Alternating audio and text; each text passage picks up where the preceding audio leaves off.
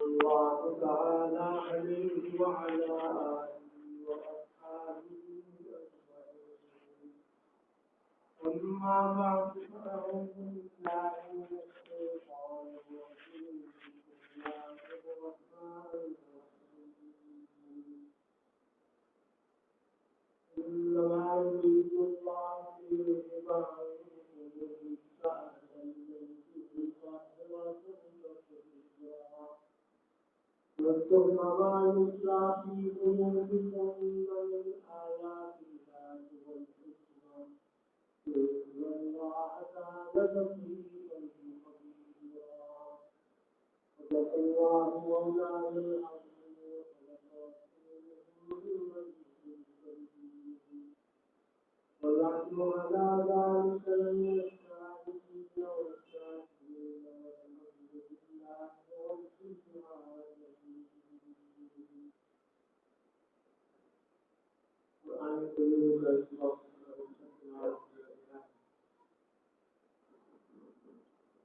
جو آیت پڑھی گئی ہے اسے آیت تفسیر کہا جاتا ہے. اللہ تعالیٰ نے اسے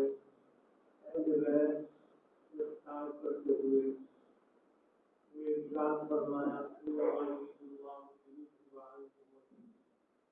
اللہ تعالیٰ یہ چاہتے ہیں کہ تم سے ظاہری طور پر جو نامناسب چیزیں ہیں ان کو ختم کر دیں.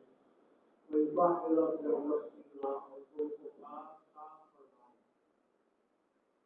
اہل بیت کے جہاں مراد حضرات مفسرین نے اس آیت کا جو پس منظر لکھا ہے اس کے مطابق یہ ہے کہ حضور اکرم صلی اللہ علیہ وسلم کی ازواج مطہرات نے ایک مرتبہ اپنے گھر کے حالات کے پیش نظر جب یہ دیکھا کہ یہاں گھر میں معاشی طور پر بہت گزران میں موجود ہے اور فتوحات کا سلسلہ چل رہا ہے تو انہوں نے رسول اللہ صلی اللہ علیہ وسلم سے مطالبہ کیا اور درخواست پیش کی کہ ہمارے نفقہ میں آپ جو ہے وہ خرچ اختیار کروا دیں.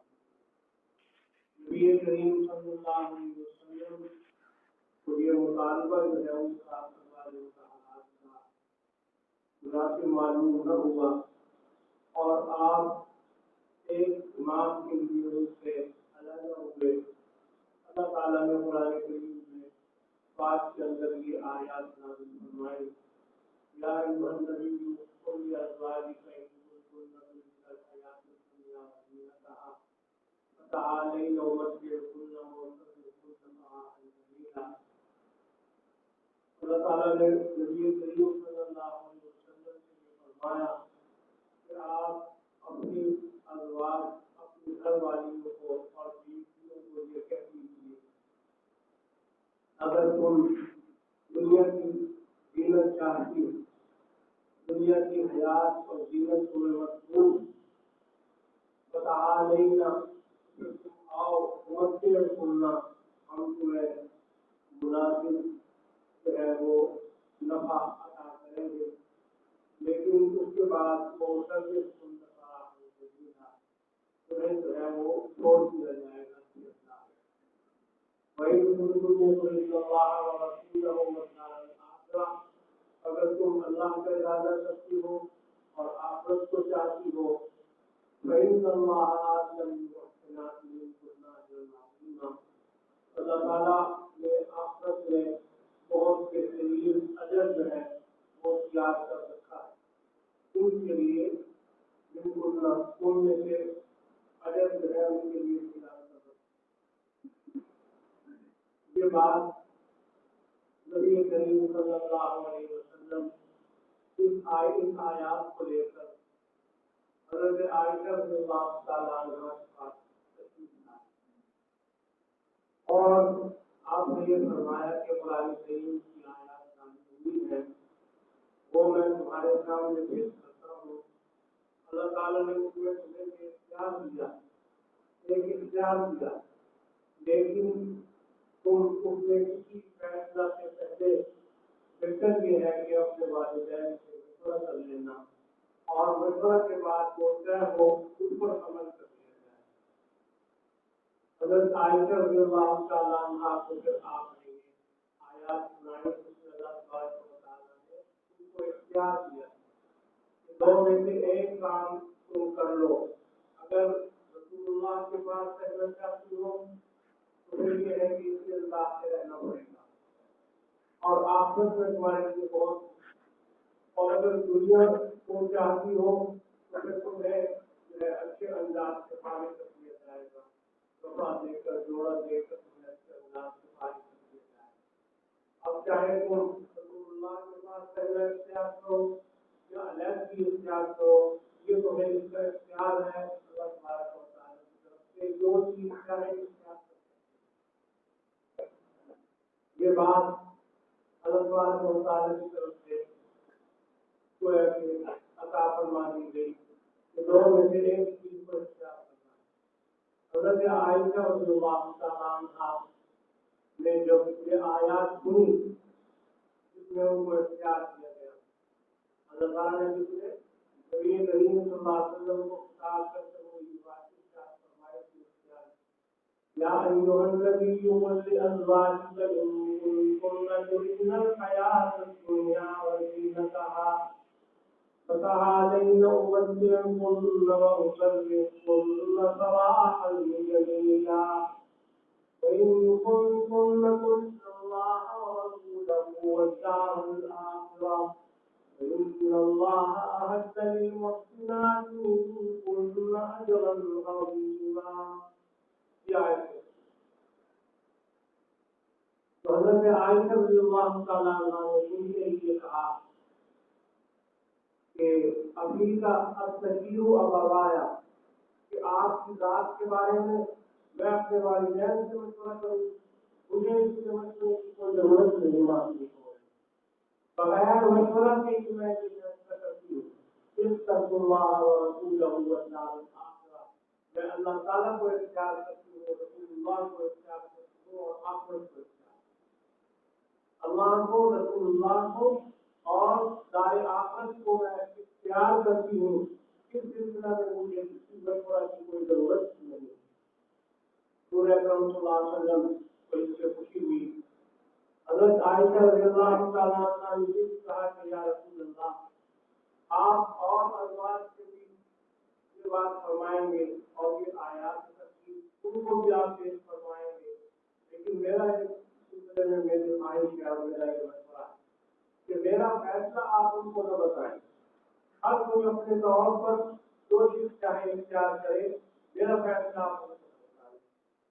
رسول اکرم صلی اللہ علیہ وسلم نے پھر دوسری ازواج مطہرات کے سامنے یہ آیات پیش کی کہ اللہ کو اختیار کر لو، رسول اللہ کو، دار آخرت کو، یا پھر یہ ہے کہ دنیا جو ہے اس کو اختیار کر لو. دو میں سے ایک چیز اختیار کر لو.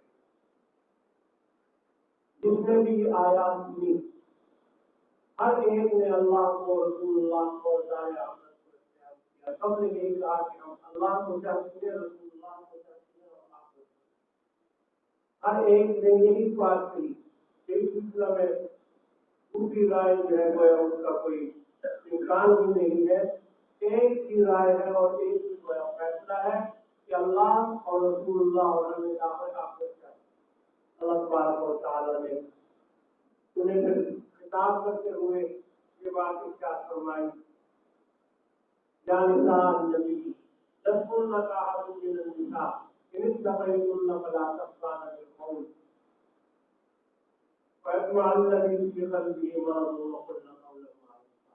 اور کئی جو ہے وہ ان کو ہدایات دی ازواج مطہرات، کئی ہدایات کو ان کو عطا فرمائے اللہ تبارک و تعالیٰ نے، اور ان سے خطاب بھی ہوا اور ان کو یہ اعزاز عطا فرمایا گیا یا نساء النبی کہ تم رسول اللہ صلی اللہ علیہ وسلم کی گھر والی. اور پھر یہ بھی ہے کہ تم جو ہے ایسے مرتبے پر ہو، ایسے مقام پر کہ عام خواتین کی طرح تم نہیں ہو. اللہ تعالیٰ نے تمہیں بڑا مقام عطا فرمایا، عظمت عطا فرمائی، شرافت اور عزت عطا فرمائی، تمہیں نسبت عطا فرمائی کہ تم کون ہو؟ رسول اللہ کی گھر والے. اللہ کے رسول کے کرم میں آ جانا یہ بہت بڑی عظمت ہے اور بہت بڑی شرافت. تو یہ شرافت اللہ تعالیٰ نے ان کو عطا فرمائی اور ان کو پھر مختلف ہدایات بھی عطا فرمائی.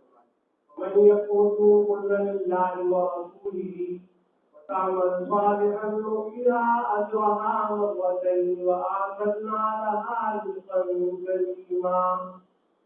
کہ اللہ کے لیے اگر تم عبادت کرو گی، اللہ کے سامنے جھک جاؤ گی اور رسول اللہ کی بات مانو گی، وَتَعْمَلْ صَالِحًا اور نیک عمل کرو گی، نُؤْتِهَا أَجْرَهَا مَرَّتَيْنِ پھر ہر عمل پر ہم 2 مرتبہ دیتے ہیں اس کا اجر عطا. 2 مرتبہ وہ اجر دیا جائے گا. کتنا اجر ملے گا؟ جتنا اللہ چاہیں گے اتنا اجر عطا ہوگا. وَأَعْتَدْنَا لَهَا رِزْقًا كَرِيمًا اور پھر ان کے لیے بہت عمدہ اور پاکیزہ اور عزت کا اور احترام کا رزق بھی اللہ فرماتے ہیں ہم نے تیار کیا ہوا. وَأَعْتَدْنَا لَهَا رِزْقًا كَرِيمًا اور نذیر ان کو یہ ہدایت کی رسول کا من النساء عام خواتین کی طرح تم نہیں، انہیں تقی کرنا اللہ کے تم غلطی اگر رہو، بلا تخضعن بالقول ایک ہدایت کہ جب بات کرو تو اس طرح نرمی کا زور اور شاندار جس کے دل میں روک ہوتا ہے ان سے سما کرتا ہے، برائی کی طرف متوجہ ہوتا ہے. وَقُلْنَ قَوْلًا مَّعْرُوفًا البتہ بات سے یہ ہدایات میں اللہ تبارک و تعالیٰ نے وَقَرْنَ فِي بُيُوتِكُنَّ وَلَا تَبَرَّجْنَ تَبَرُّجَ الْجَاهِلِيَّةِ الْأُولَىٰ وَأَقِمْنَ الصَّلَاةَ وَآتِينَ الزَّكَاةَ وَأَطِعْنَ اللَّهَ وَرَسُولَهُ. یہ ہدایات یہ تم جو ہے نماز کے قائم کرو اور اس سے پہلے یہ فرمایا کہ وَقَرْنَ فِي بُيُوتِكُنَّ گھروں میں رہو. عتیق جو ہے ان کا اصل مکان جو ہے وہ گھر میں رہے. وَأَقِمْنَ الصَّلَاةَ اور نماز قائم گھروں میں بھی رہو. وَلَا تَبَرَّجْنَ تَبَرُّجَ الْجَاهِلِيَّةِ الْأُولَىٰ جیسے پہلے خواتین بناؤ اور شنگار کرتی اور پھر گھروں سے باہر نکلتی تھی، اس طرح کا انداز کو اختیار نہ کرو. وَقَرْنَ فِي بُيُوتِكُنَّ وَلَا تَبَرَّجْنَ تَبَرُّجَ الْجَاهِلِيَّةِ الْأُولَىٰ وَأَقِمْنَ الصَّلَاةَ نماز قائم کرو. وَآتِينَ الزَّكَاةَ اور مال ہو تو پھر یہ کہ زکات دیا جاتا. وَأَطِعْنَ اللَّهَ وَرَسُولَهُ اور اللہ اور رسول کی اطاعت. یہ سارا مقصد اور یہ جو ساری تفصیل ہے جو اللہ تعالیٰ نے قرآن کریم میں بیان فرمائی، یہ سب ازواج مطہرات سے متعلق ساری کی ساری ازواج مطہرات سے متعلق کی تفصیلات بیان کی جائیں. اسی سلسلے میں ان کو اللہ تعالیٰ نے فرمایا انما يريد الله ليذهب عنكم الرجس أهل البيت ويطهركم تطهيرا. جہاں بھی یہ کہنے کا اللہ تعالیٰ نے انہیں کو فرمایا سارا ان سے ہو رہا ازواج مطہرات نور اکرم صلی اللہ علیہ وسلم کی جو گھر والی ہیں ان سے اللہ تعالیٰ نے سارا خطاب فرمایا. انہوں کو یہ خطاب فرمایا انما يريد الله ليذهب عنكم الرجس أهل البيت. اللہ تعالیٰ چاہتے ہیں کہ تم سے ناپاکی ہے اس کو ختم کر. اے اہل بیت، اہل بیت رسول اللہ بیت النبی نبی کریم صلی اللہ علیہ وسلم کی گھر والی. آپ کے اہل بیت آپ کے گھر والی یہ ظاہر ہے ازواج مطہرات. رسول اکرم صلی اللہ علیہ وسلم کی جو ازواج ہیں وہ اہل بیت اور بیت نبی کی گھر والی بیت النبی نبی پاک صلی اللہ علیہ وسلم کے گھر میں رہنے والی کون ہے؟ حضرت عائشہ ہے، حضرت حفصہ ہے اور حضرت جویریہ ہے، حضرت میمونہ ہے، حضرت صفیہ ہے. یہ حضور اکرم صلی اللہ علیہ وسلم کی اہل بیت ہیں.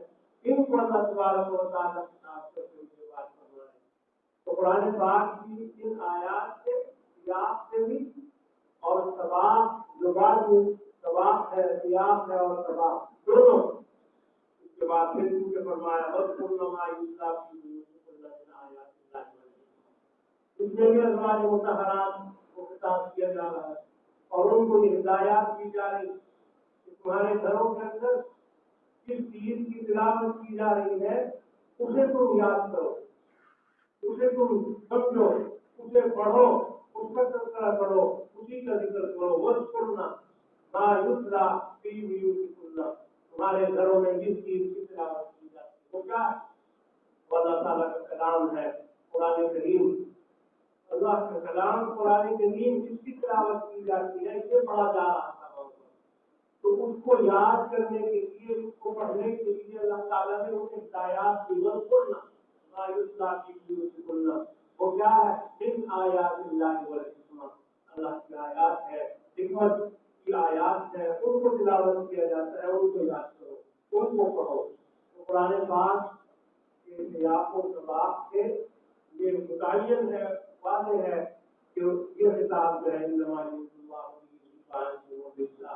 اس میں اللہ تعالیٰ نے جو یہ خطاب فرمایا یہ ازواج مطہرات ہی کو فرمایا ہے لیکن اس میں یہ ہے کہ حضور اکرم صلی اللہ علیہ وسلم نے اہل بیت میں حضرت حسن حضرت حسین حضرت فاطمہ حضرت علی رضی اللہ تعالیٰ عنہم اجمعین ان سب کو بھی اہل بیت میں شامل فرمایا اور اللہ تعالیٰ سے حضور پاک صلی اللہ علیہ وسلم نے کیا سب کو کیا کرنے لیا حضرت حسن حضرت حسین حضرت فاطمہ اور حضرت علی رضی اللہ تعالیٰ عنہم ان سب کو آپ نے کیا کر دیا اور اس کے بعد یہ فرمایا اللہم ہؤلاء اہل بیت اے اللہ کی میرے اہل بیت یہ بھی اہل بیت تو اس لیے علماء مفسرین یہی بات لکھ رہے ہیں اس آیت کے ساتھ کہ سب سے پہلے تو اس کا مصداق ہے ازواج مطہرات وہ اہل بیت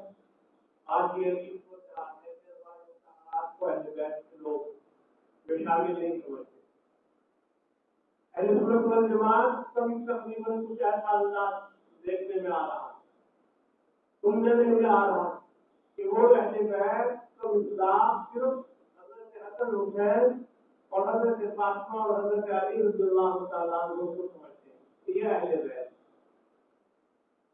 صرف ان کو اہل بیت سمجھا جاتا ہے اور کہا جاتا ہے کہ یہ حالانکہ قرآن کریم میں جو اہل بیت کا خطاب اللہ تعالیٰ نے فرمایا وہ ازواج مطہرات تو ازواج مطہرات سب سے پہلے اہل بیت میں شامل ہیں حضور پاک صلی اللہ علیہ وسلم کی وہی اہل بیت ہے وہی گھر والی ہے اس کو جب آپ پوچھتے ہیں کسی کو کیا حال ہے آپ کا آپ کے گھر والوں کا کیا حال ہے تو کیا مطلب ہوتا ہے اس بات گھر والوں میں کون شامل ہوتے کیا گھر کے اندر جو ہے بیوی نہیں وہ دیوان میں شامل نہیں اس کے بغیر تو گھر والا کوئی بنتا ہی نہیں ہے گھر تو بنتا ہے عورت کے ساتھ عورت نہ ہو تو پھر گھر ہی نہیں بنتا عورت کے ساتھ گھر بنا کرتا ہے جب آپ پوچھتے ہیں گھر کا کیا حال ہے گھر والوں کا کیا حال ہے تو سب سے پہلے بیوی کا کیا حال ہے تو رسول اللہ صلی اللہ علیہ وسلم کے جو گھر والے ہیں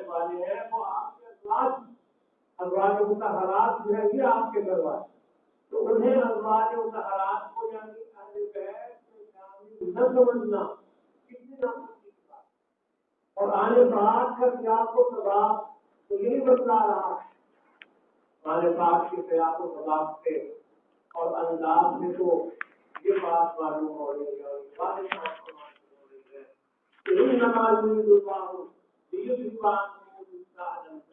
جو کتاب ہے یہ اللہ تعالیٰ نے ازواج مطہرات سے فرمایا باقی یہ بات صحیح ہے کہ ازواج مطہرات اہل بیت میں شامل ہونے ہیں لیکن ان کے ساتھ حضرت علی بھی اہل بیت میں ہے حضرت حسن بھی اہل بیت میں ہے حضرت حسین رضی اللہ تعالیٰ عنہ بھی اہل بیت میں ہے حضرت فاطمہ رضی اللہ تعالیٰ عنہ یہ بھی اہل بیت رسول اللہ صلی اللہ علیہ وسلم نے ان کو اہل بیت میں شامل فرما دیا قرآن پاک کی آیت کے مطابق ازواج مطہرات اہل بیت میں ہیں اور حدیث رسول اللہ صلی اللہ علیہ وسلم کے مطابق جو ہے حضرت علی، حضرت حسن حسین اور حضرت فاطمہ رضی اللہ تعالیٰ عنہم اجمعین کے بھی تو ہمارا اہل سنت والجماعت کا یہی ہے موقف کہ اہل بیت جو ہے وہ ازواج مطہرات کی ہیں اور حضور اکرم صلی اللہ علیہ وسلم کے داماد حضرت علی اور آپ کی بیٹی حضرت فاطمہ اور آپ کے نواسے حضرت حسن حسین یہ بھی شامل ہیں، یہ بھی اہل بیت. لیکن یہ کہنا کہ صرف یہ اہل بیت میں شامل ہے اور ازواج مطہرات جو ہے آپ کا جو اور گھر کا سلسلہ ہے وہ اہل بیت نہیں ہے، یہ بات بالکل خلاف واقعہ ہے اور خلاف حقیقت ہے. اور قرآن پاک کی سیاست کے بعد یہ بات جو ہے متقابل، اس لیے صحیح تحقیق اور صحیح بات یہی ہے کہ آپ صلی اللہ علیہ وسلم کی تمام ازواج گھر والی جو امت کی مائیں ہیں وہ اہل بیت میں شامل اہل بیت ہیں. اور پھر اس کے علاوہ حضرت حسن حسین، حضرت فاطمہ، حضرت علی کو کہ آپ نے خود شامل فرمایا اہل بیت میں، یہ بھی اہل بیت میں شامل ہوتا ہے. اس لیے یاد رکھیے کہ اہل بیت کا جب بھی ذکر آئے اور عنوان آئے تو سب سے پہلے اہل بیت میں ازواج مطہرات. لیکن عام طور پر جب بھی قرآن پاک کی آیت تلاوت کی جاتی ہے، پڑھی جاتی انما یرید اللہ لیذھب عنکم الرجس اہل البیت، تو ہمارے سنت والجماعت سے تعلق رکھنے والے حضرات جو ہے مبلغین، واعظین، بیان کرنے والے، وہ بھی اس پر بہت زور دے کر یہاں اس آیت سے اہل بیت سے مراد صرف حضرت حسن حسین اور حضرت فاطمہ اور حضرت علی کو مراد دیتے ہیں. ازواج و مطہرات کو اہل بیت میں شامل نہیں سمجھتے اور یہ بات بھی غلط ہے. حقیقت کے خلاف، واقعے کے خلاف، قرآن پاک کے سیاق و سباق کے خلاف، اور وہ جو حدیث پاک ہے اس حدیث پاک کے بھی خلاف ہے جو حدیث رضا ہے. کیونکہ اس حدیث کے رضا سے تو یہ ثابت ہوتا ہے کہ حضور اکرم صلی اللہ علیہ وسلم نے انسان حضرات کو، چار حضرات کو اہل بیت میں آپ نے شامل کیا. اس کا مطلب یہ نہیں ہے کہ اہل بیت کا مصداق اور اس آیت کا مصداق یہ ہے، بلکہ یہ ہے کہ آپ نے ان کو شامل کیا اور پھر اس کے بعد کی آیت تلاوت فرمائی انما یرید اللہ لیذھب عنکم الرجس اہل البیت ویطہرکم تطہیرا. آپ صلی اللہ علیہ وسلم نے ان کو شامل فرمایا. اگر وہ پہلے سے ہی شامل ہوتے اس آیت میں اور مراد جو ہے وہ ازواج مطہرات نہ ہوتی بلکہ صرف یہی حضرات مراد ہوتے تو پھر حضور اکرم صلی اللہ علیہ وسلم ان کو کیسے شامل کرنا. معلوم ہوا کہ ازواج مطہرات کا اصل مصداق ہے اور پھر یہ ہے کہ حضرت حسن حسین، حضرت فاطمہ، حضرت علی ان کو رسول اللہ صلی اللہ علیہ وسلم نے خود شامل فرما کر دعا بھی کی اللہ تعالیٰ سے اور درخواست کی اللہم ہؤلاء اہل بیتی، اے اللہ یہ بھی میرے اہل بیت کے شامل. تو بہرحال ازواج مطہرات سب سے پہلے اہل بیت اور پھر اس کے ساتھ ساتھ یہ حضرات میں بھی اہل بیت میں شامل ہے. اور یہ بھی اس آیت جو اصل مصداق ہے، اولین مصداق و ازواج مطہرات ہیں اور حدیث پاک کی روشنی میں ان کا مصداق جو ہے یہ حضرات کی. تو ہمارا یہی موقف ہے اور یہی جو ہے ہمارا سب کا نظریہ ہے سنت والجماعت کا کہ ازواج مطہرات بھی اہل بیت میں شامل ہیں اور یہ حضرات جو ہے اہل بیت میں بھی شامل ہے. حضرت حسن بھی، حضرت حسین. سنت والجماعت جو ہے وہ حضرت حسن حسین اور حضرت فاطمہ، حضرت علی رضی اللہ تعالیٰ اجمعین وہ ان سے بھی محبت کرتے. کیونکہ اہل سنت والجماعت کس کو کہا جاتا ہے تو اس کی علامت اہل سنت والجماعت ان کی علامت کیا ہے؟ حضرت امام اعظم سیدنا ابو حنیفہ رحمۃ اللہ علیہ سے سوال ہوا. حضرت ابو حنیفہ رحمۃ اللہ علیہ کے جواب میں یہ فرماتے ہیں کہ اہل سنت وہ ہے فرمایا ان تحب الخطانین ان تفضل الشیخین وان تحب الخطانین وان ترد من فعل الخفین. یہ فرمایا حضرت امام صاحب رحمۃ اللہ کہ اہل سنت وہ ہوگا، سنی وہ ہوگا جو فضیلت فضیلت کا قائل ہو شیخین حضرت سیدنا ابو بکر صدیق حضرت عمر فاروق رضی اللہ تعالیٰ عنہما کو دوسرے صحابہ سے افضل سمجھتا ہوں. ان تفضل الشیخین کو دوسروں پر فضیلت دیتا ہو اور وَأَنْتُحِبَّ الْفَضَائِلَ اور حضور اکرم صلی اللہ علیہ وسلم کی دونوں داماد حضرت عثمان جو دوہرے داماد اور حضرت علی رضی اللہ تعالیٰ ان دونوں سے محبت رکھتا ان دونوں سے جو محبت رکھتا ہو حضرت امام صاحب رحمۃ اللہ علیہ فرماتے ہیں سب کو اہل سنت والجماعت میں شامل ہوگا نہ خاصہ اگر وہ شیخین کو فضیلت نہ دیتا ہو دوسرے صحابہ پر. حضرت ابو بکر اور حضرت عمر رضی اللہ تعالیٰ عنہ کو دیگر صحابہ سے افضل نہ سمجھتا. یہی ہے کہ وہ حضرت عثمان اور حضرت علی سے محبت نہ رکھتا وہ اہل سنت والجماعت سے اس کا کیا تعلق؟ تو کوئی تعلق اہل سنت والجماعت سے نہیں. اس لیے کہ ہم صحابہ کرام رضی اللہ تعالیٰ عنہ مجمعین سے بھی محبت رکھتے ہیں. ان کی بھی عقیدت ہمارے دلوں میں موجود. نبی کریم صلی اللہ علیہ وسلم نے صحابہ کرام اور خاص طور پر خلفائے راشدین کے کتنے مناقب اور فضائل حدیث پاک کے اندر بیان فرمائے. خود قرآن کریم میں صحابہ کرام رضی اللہ تعالیٰ عنہ مجمعین کی منقبتیں ان کے فضائل قرآن کریم میں اللہ تعالیٰ نے خود بیان فرمایا. اس جماعت کو کامیاب جماعت قرار دیا. اس جماعت کو دوسروں کے ایمان کے لیے معیار قرار دیا. فَإِنْ آمَنُوا بِمِثْلِ آمَنْتُم بِهِ فَقَدِ اهْتَدَوْا وَإِنْ تَوَلَّوْا فَإِنَّمَا هُمْ فِي شِقَاقٍ. اللہ تعالیٰ اللہ کے صحابہ کے ایمان کو دوسروں کے لیے معیار قرار دیا. ان کا ایمان جو ہے وہ معیار ہے تمہارے لیے. اور اللہ تعالیٰ نے کسی جگہ پر اولئک هم الراشدون اولئک هم المفلحون اولئک هم الفائزون اولئک حزب اللہ یہ سب صحابہ کرام رضی اللہ تعالیٰ عنہ کے لیے بیان فرمایا. اور سب سے بڑی جو مرتبت بیان فرمائی وہ یہ فرمان دیا کہ رضی اللہ عنہ اور اللہ تعالیٰ ان سے راضی ہے یہ اللہ تعالیٰ سے راضی. اور پھر قرآن پاک کے اندر صحابہ کرام کے متعلق جو ہے اعلان کر دیا اللہ تعالیٰ نے. کیا اعلان کیا؟ عجیب اعلان کر دیا. جس بات میں آتا ہے کہ جب اہل جنت جنت میں چلے جائیں گے تو اللہ تبارک و تعالیٰ کو بہت سی نعمتیں عطا فرمائیں گے. جنت کے اندر بہت سی نعمتیں ان کو عطا کی جائیں گی. اور پھر اس کے بعد ایک سوال کریں گے اللہ تبارک و تعالیٰ کی جنت یا جنت اہل جنت اے جنت والوں بتاؤ تم مجھ سے راضی ہو؟ اللہ تعالیٰ ان کی یعنی کیوں نہیں ہم آپ سے راضی؟ بلا اور بنا اے ہمارے رب ہم آپ کی پوری راضی ہو. آپ نے ہمیں بہت سی نعمتیں یہاں جنت میں عطا فرمائیں.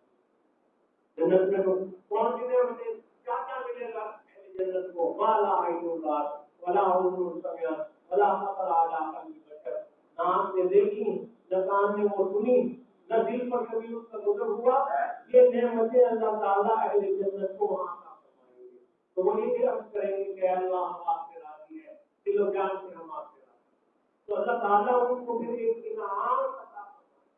اہل جنت کو ایک انعام دیں گے اور اس انعام کا اللہ تعالیٰ وہاں پر اعلان کریں گے اہل جنت کے لیے.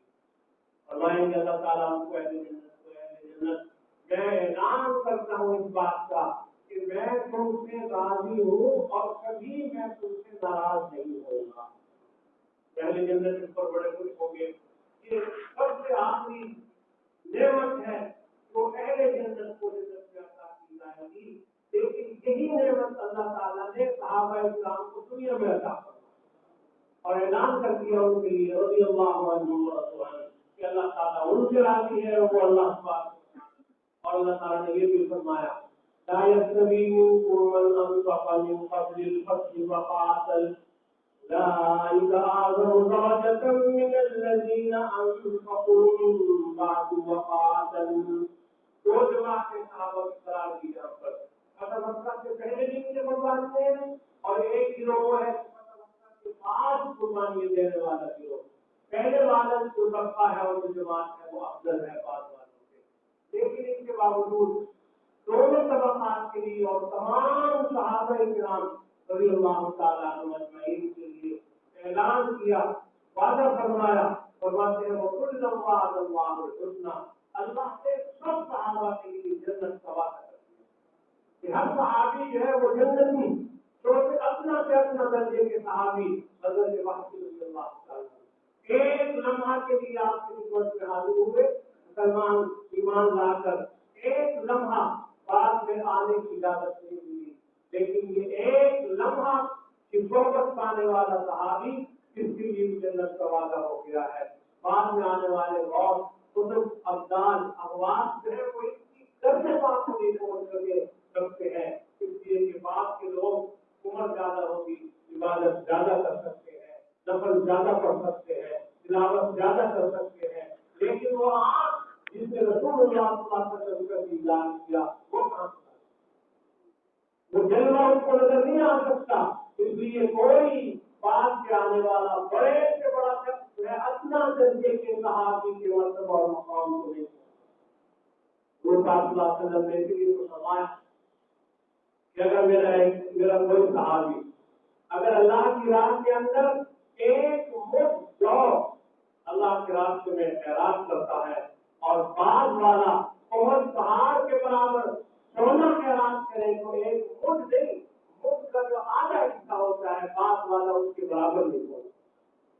صحابہ کا تو ایک بہت بڑا درجہ ہے، بہت بڑا مقام جو قرآن کریم میں بھی اللہ تعالیٰ بیان فرما رہے ہیں، اور ایک روزے کی احادیث ہے جو نبی کریم صلی اللہ علیہ وسلم کی زبان سے صحابہ کرام کی عظمت، ان کی منقبت، ان کی شان، اس لیے تو آپ نے یہ فرمایا لا تحبوا، اے لوگوں صحابہ کو سنا دو، سب صحابہ سے آپ نے مدد فرمایا، اور یہ بھی فرمایا کہ اللہ کی ضرور اس سلسلے میں، اور اس کی یہ بھی بات بیان نبی کریم صلی اللہ علیہ وسلم نے فرمائی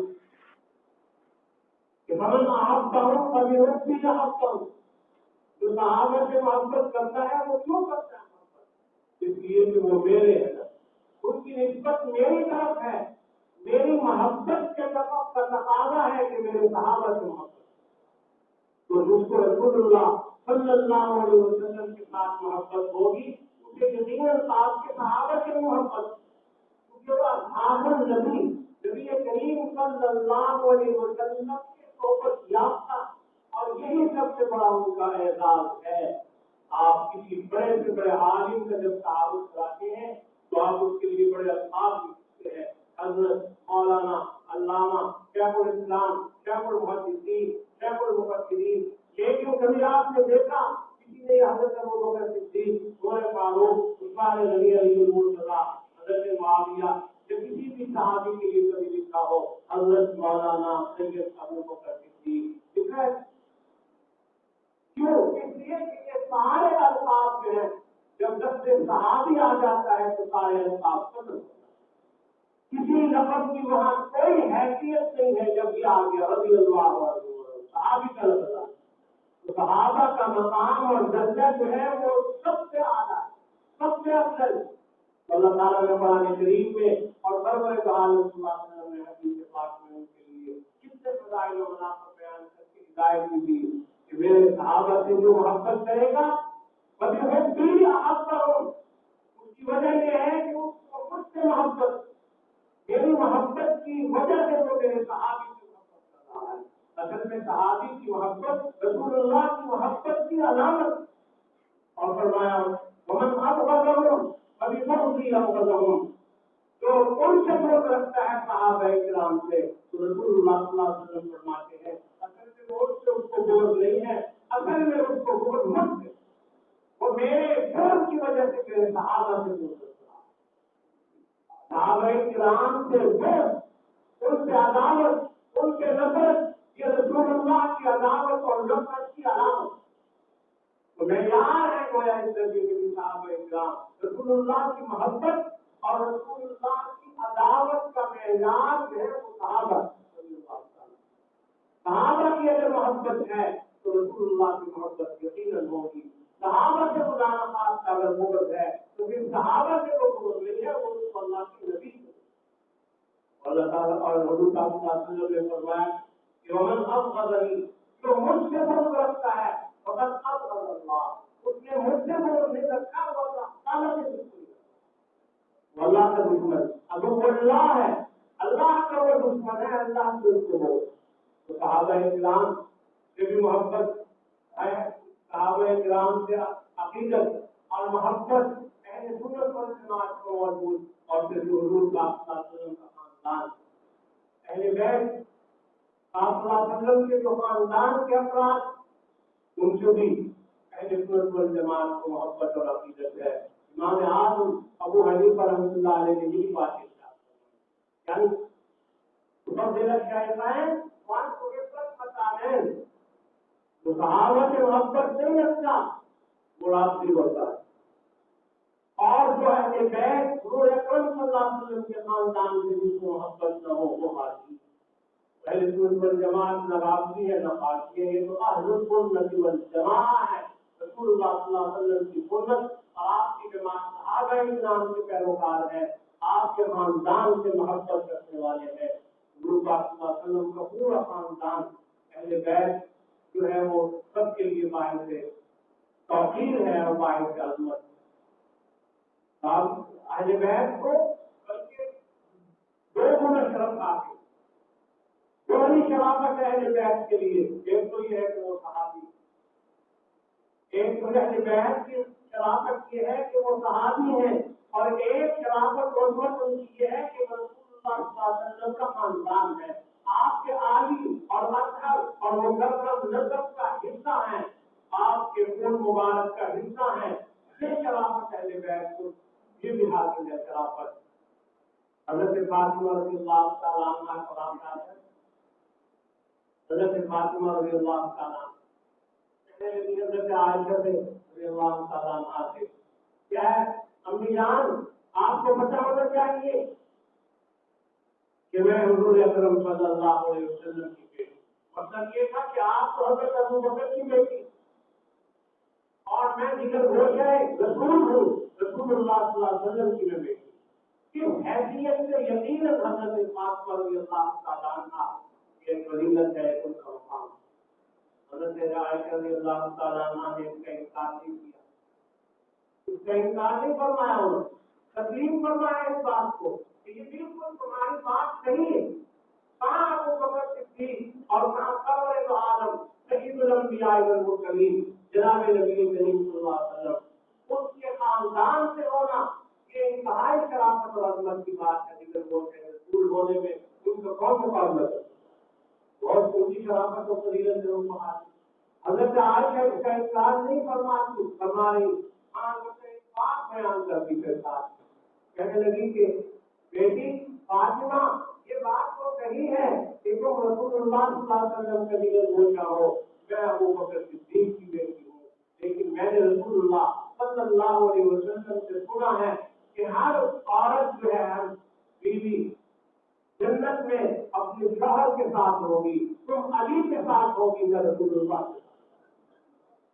وہ الگ ایک چیز ہے، لیکن اس کے کوئی شک نہیں ہے کہ حضور اکرم صلی اللہ علیہ وسلم کا خاندان ہونے کی حیثیت سے اللہ نے ان کو جو عظمت جو شرافت عطا فرمائی ہے.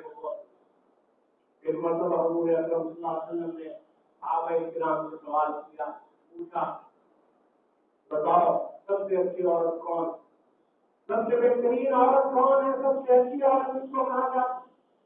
حضرت علی اٹھے اور جا کے حضرت فاطمہ سے یہ سوال کیا کہ اس سوال کا کیا جواب ہے؟ حضرت فاطمہ رضی اللہ تعالیٰ عنہ جواب میں کہنے لگی کہ اے علی سب سے اچھی عورت وہ ہے کسی نامحرم نے اس کو کبھی نہ دیکھا اور کسی نامحرم کو اس نے بھی کبھی نہ دیکھا ہو، وہ سب سے اچھی عورت. آج کل کی بات کی اب تو سب سے اچھی عورت وہ ہے کہ سب اس کو دیکھیں اور وہ سب کو اب یہ مصیبت ہے. حضرت فاطمہ رضی اللہ تعالیٰ عنہ سے یہ فرما رہی ہے کہ سب سے اچھی عورت وہ ہے کوئی ناجائز میں اس کو نہ دیکھ سکے اور اس نے بھی کبھی کسی نامحرم کو نہ دیکھا ہو، یہ سب سے اچھی عورت.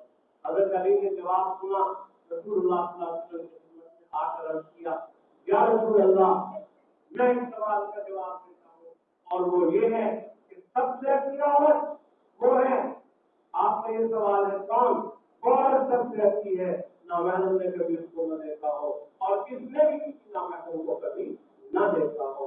حضور پاک صلی اللہ علیہ وسلم نے فرمایا جواب تو تمہارا صحیح ہے، لیکن یہ بھی تو بتاؤ نا کہ یہ جواب دیا کس نے؟ یہ جواب تمہیں کس نے دیا؟ کس نے بتایا ہے تمہیں یہ جواب؟ حضرت علی عرض کرنے لگے کہ یا رسول اللہ یہ تو آپ کی بیٹی فاطمہ نے جواب دیا۔ آپ صلی اللہ علیہ وسلم نے فرمایا کہ پھر صحیح ہے نا، تو نہیں اپنا بات بڑھا کے بات آخر ہے جو میرے جسم میں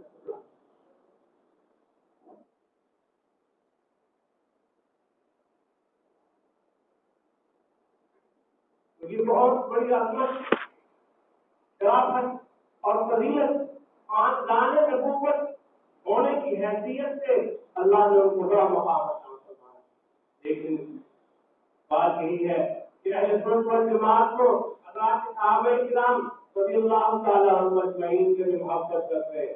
ایک آنکھ ان کی صحابہ ہے اور دوسری آنکھ ایک آنکھ ان کے اہل بیت، اور دونوں ان کے سر کے تاج صحابہ بھی اور اہل بیت، حضرت فاطمہ ہو، حضرت رقیہ ہو، حضرت زینب ہو، حضرت ام کلثوم ہو، حضرت علی ہو، یہ سب اہل بیت اور حضور اکرم صلی اللہ علیہ وسلم کے ازواج مطہرات، جو بھی آپ کی زوجہ مطہرہ ہو، امت کی مائیں بھی ہیں وہ اور اہل بیت بھی ہیں، اور اہل سنت والجماعت ان سب سے عقیدت رکھتے ہیں اور محبت رکھتے ہیں۔ اسی لیے کسی کی ادنا درجے کی توہین اور تاکید کو یہ اہل سنت والجماعت برداشت نہیں کر سکتے۔ حضرت مجدد الفسانی رحمۃ اللہ علیہ بہت بڑے عالم ہیں اور بڑے بزرگ ہیں، وہ یہ بات اپنے والد کے حوالے سے بیان فرمایا کہ اہل بیت سے محبت رکھنے میں اتنا بڑا فائدہ ہے کہ ایمان پر انسان کا خاتمہ ہوتا ہے اور خاتمے کی سہولت پیدا ہوتی ہے۔ یہ بہت بڑی شرافت، لیکن محبت میرے دوستوں کس چیز کو کہا جاتا ہے؟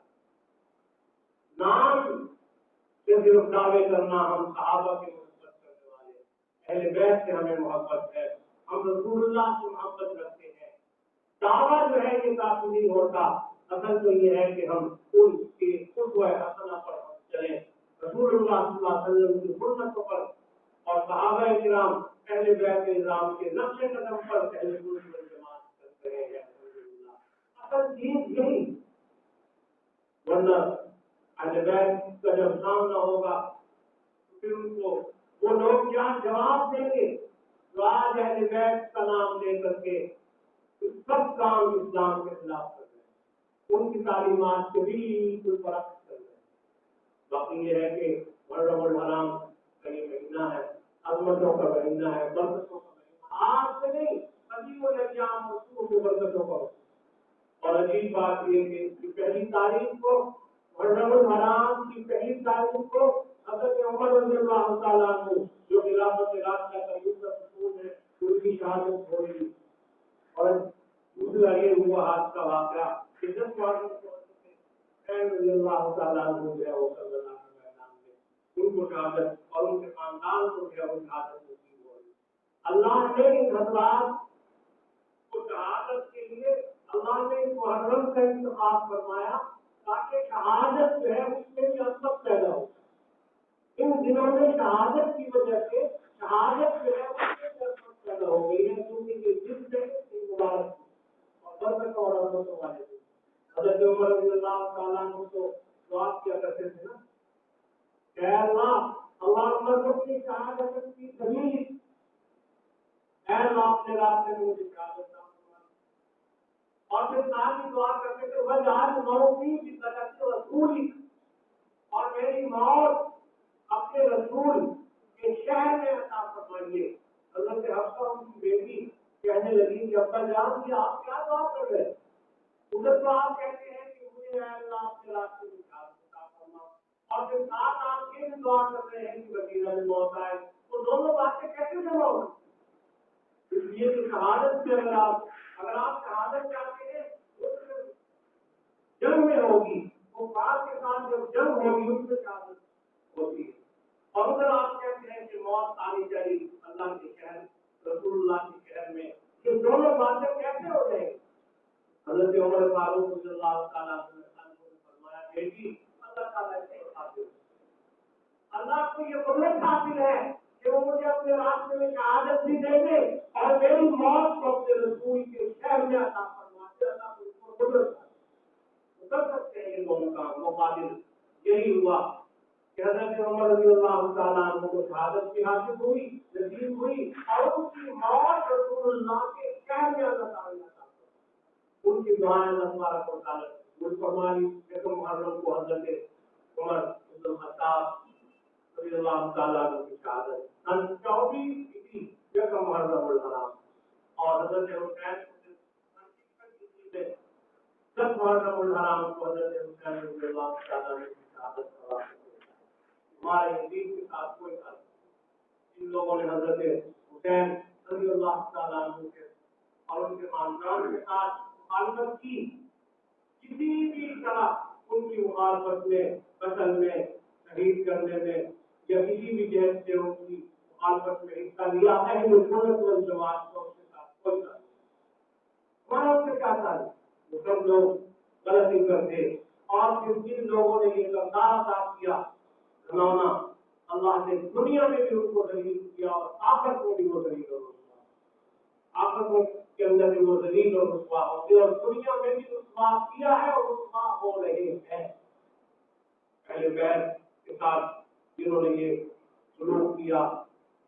باقی یہ ہے کہ حضرت حسین رضی اللہ تعالیٰ عنہ کا اب اس کی جو تفصیلات اور جو تشریحات اور جو واقعات اس کے بارے میں بیان کیے جاتے ہیں بہت سارا حصہ کئی حصے اس میں شامل کر دیے گئے. سماعت اس میں بہت سارا مواد خود ہی شامل کر دیا گیا. اصل واقعے سے بہت ساری باتوں کا کوئی تعلق نہیں. باقی یہ ہے کہ ہمارا تعلق حضرت حسین سے ہے.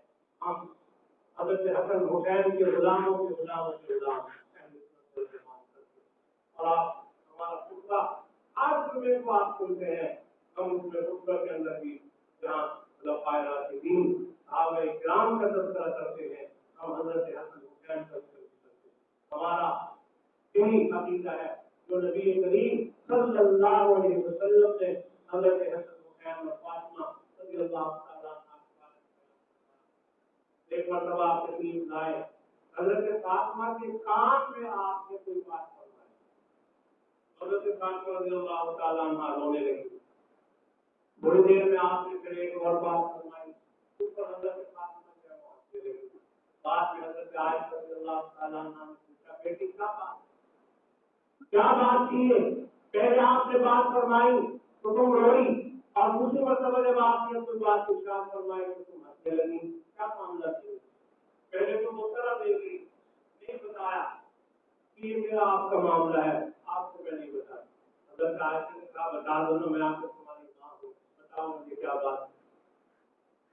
تو حضرت فاطمہ رضی اللہ تعالیٰ عنہ نے پھر یہ بات بیان کی کہ حضور پاک صلی اللہ علیہ وسلم نے میرے کان میں جو بات فرمائی تھی پہلے وہ یہ فرمایا تھا کہ اب قریب دنیا سے میں جا رہا ہوں.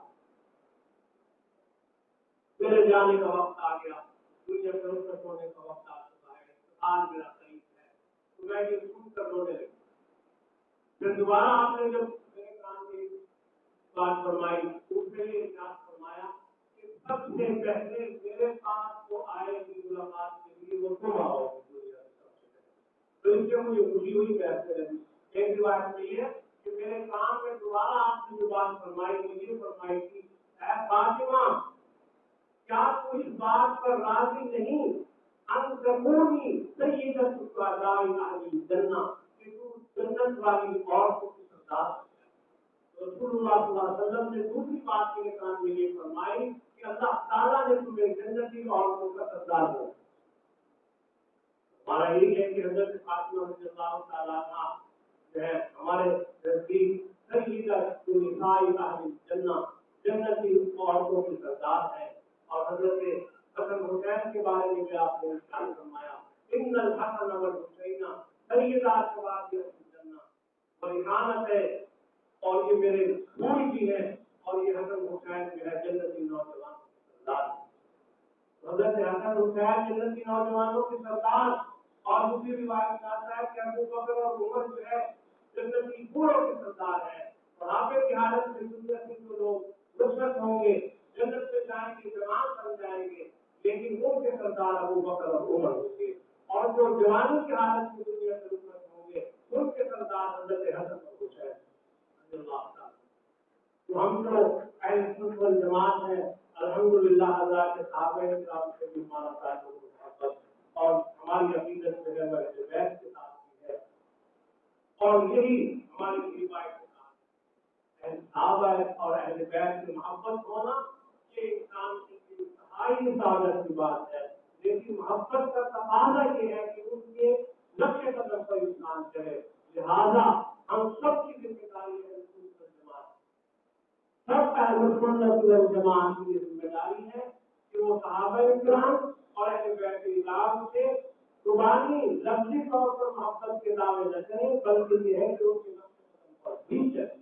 اللہ تبارک و تعالیٰ سے باقی امن کے حوالے سے تو آپ کو ہمیشہ معلوم ہی ہے، اور ہم لوگوں کا تو کوئی ایسا پروگرام ہے، کوئی ہمارا پروگرام نہیں ہے، کوئی ہماری تقریب نہیں ہے، نہ کوئی دن میں ہے نہ کوئی رات میں ہے۔ بزمنی کا اندھے کا پروگرام ہوتا ہے، ان مقامات پر جن لوگوں کے ہاں یہ رسومات ہے، پروگرام ہے، ان کے ہاں یہ سلسلے ہوتے ہیں۔ اور دادا رحمۃ اللہ علیہ نے فرمایا کہ دو قسم کے معصوم ہیں، ایک معصوم وہ ہے جو سیرت کرتے ہیں، وہ سب کو معلوم ہے کہ وہ معصوم ہے، اور ایک معصوم وہ ہوتا ہے جو اہل سنت کرتے ہیں، وہ بھی کوئی سارے واقعات کوئی حالات بیان کر کے لوگوں کو بلاتے ہیں، تو یہ بھی معصوم، لیکن فرماتے ہیں کہ یہ مہذب معصوم ہے، وہ غیر مہذب ہے، یہ مہذب ہے، لیکن ہمارا بہرحال نہ مہذب معصوم کے تعلق ہے نہ غیر مہذب ہمارا تعلق ہے، ہمارا تعلق ہے اہل سنت والجماعت صحابہ اہل بیت کے ساتھ۔ امن کو قائم رکھنے کے لیے یہ انتظامیہ جو ہے اس کی ذمہ داری رکھتی ہے ہمیشہ، لیکن ہمارے حضرت والد ماجد رحمۃ اللہ علیہ فرمایا کرتے ہیں کہ یہ ذمہ داری جو ہے وہ لوگ کو تنخواہ لے کر یہ ذمہ داری پوری کرتے ہیں، ڈیوٹی دیتے ہیں، اور ہم بغیر تنخواہ لیے یہ ذمہ داری پوری کر رہے ہیں، ہم اس کو اپنا ایک حصہ سمجھتے ہیں اپنے ذمہ داریوں کا، یہ ہماری شرعی ذمہ داری، اس لیے کہ جب تک ملک میں امن نہیں ہوگا بات نہیں بنے گی۔ امن کے بغیر نہ دنیا کا کام ہو سکتا ہے نہ کوئی دین کا کام ہو سکتا ہے، اس لیے ہم یہ درخواست کریں گے آپ حضرات سے کہ جہاں تک ہو سکے آپ امن قائم رکھنے میں اپنا کردار ادا کریں۔ البتہ دوسری طرف بھی یہ ہدایات کی پابندی ہونی چاہیے، کوئی شخص جو قانون کو ہاتھ میں رکھے، ہر ایک کا اپنا قانون کے دائرے میں رہتے ہوئے ایک سلسلہ ہے، اس پر قائم رہے تو انشاءاللہ یہ ہے کہ ختم نہیں کر رہے۔ اللہ تعالیٰ سب کو توفیق عطا فرمائے۔ دعا بھی کیجیے کہ اللہ کرے کہ محرم حرام کی جو سلسلے ہیں یہ بھی خیریت سے مکمل ہو جائیں اور ملک میں امن قائم رہے۔ ہمیں ہر وقت محرم میں بھی سمجھنے کی ضرورت ہے، اور ہر دن ہر وقت ہر مہینے میں ہمیں امن کی ضرورت ہے، خاص طور پر ان حساس دنوں میں امن کی انتہائی ضرورت ہے۔ تو میں آپ سب حضرات سے درخواست کروں گا کہ جہاں تک ہو سکے آپ امن کے قیام میں اپنا کردار ادا کریں۔ زیادہ بات سے معاملہ ہو تو پھر اس کو ذمہ دار حضرات کو رجوع کرنا چاہیے، خود کوئی کام کرنے کی بجائے ذمہ دار افراد کی رجوع کرنا بہتر ہے۔